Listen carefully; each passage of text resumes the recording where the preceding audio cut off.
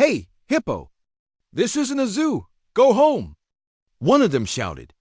The whole gym erupted in laughter, but 5 seconds later, every single one of them was flat on the ground, groaning in pain, staring up at the girl they just humiliated, and she didn't even raise her voice. The smell of sweat and rubber mats filled the gym that afternoon. Mirrors lined every wall, reflecting the flexed muscles, high kicks, and loud grunts of young fighters eager to prove their strength. In one quiet corner, Maya Johnson, a 16-year-old black girl with soft eyes and a fuller frame, quietly laced up her worn-out shoes. She'd been here only a week, long enough for the whispers to start. She didn't fit the image of what most people call a fighter. She wasn't lean. She wasn't loud. She wasn't trying to impress anyone. She just wanted to get stronger. Not for trophies, but for peace of mind. But peace isn't what she found that day. A group of boys, older than her, all wearing black belts around their waists, stood by the punching bags, snickering. Their leader, tall and smug, leaned against the wall, his voice slicing through the air. "Hey, big girl," he called out. "You sure this is a dojo, not a donut shop?" The others laughed, sharp, cruel laughter that cut through the room. Maya froze, her fingers still on her shoelaces. She didn't look up. She'd been through this before, at school, at bus stops, even online. She breathed slowly. Stay calm, she told herself. Dad always said, control the storm inside you, but the insults kept coming. She probably joined to lose weight. Nah, she's just here to watch real fighters. A few people in the gym looked over, but no one said a word. Then the tallest boy stepped forward, cracking his knuckles. "Let's see what you got, heavyweight," he said with a smirk. "How about a little spar?" "Don't worry, I'll go easy." Maya stood up slowly. Her heart pounded, but her face calm, almost peaceful. She didn't argue, didn't defend herself. She simply nodded. The instructor hesitated, but allowed it. After all, it was just a light practice. Everyone in the gym gathered around, phones out, recording as they faced off. The boys still chuckled. "Ready to fall, cupcake?" One sneer, but 5 seconds later, silence. It happened so fast, no one saw it clearly.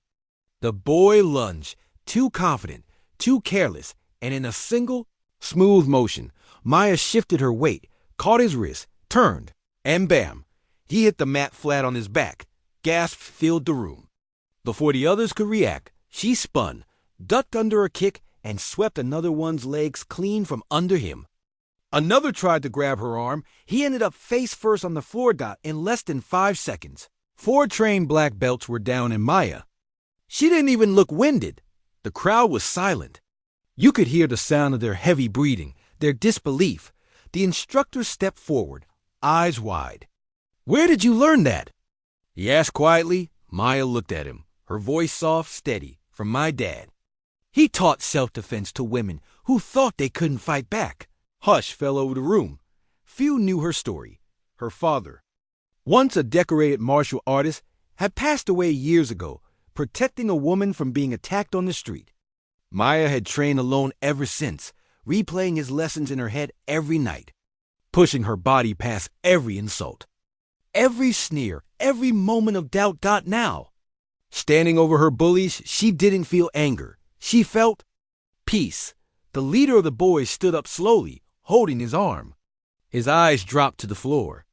I didn't know," he muttered. Maya nodded. "That's the point. You never know what battle someone's already fought." The instructor smiled faintly. "Your father would be proud," he said softly. Maya's eyes glistened, just for a moment. Then she bowed respectfully to her opponents. "Thank you," she whispered in, just like that. She picked up her bag, walked past the silent crowd, and left the gym. Outside, the late afternoon sun painted the sky orange. She paused, looking up. The wind brushed her face gently, like her father's unseen hand. Her father's words echoed in her mind. Power isn't loud. Real strength is silent. Sometimes the world will laugh at you before it realizes it's been underestimating you. Maya didn't fight to win. She fought to end the fight before it ever began. So remember this. Never judge quiet people. Behind their calm eyes may live a storm powerful enough to humble the loudest voices.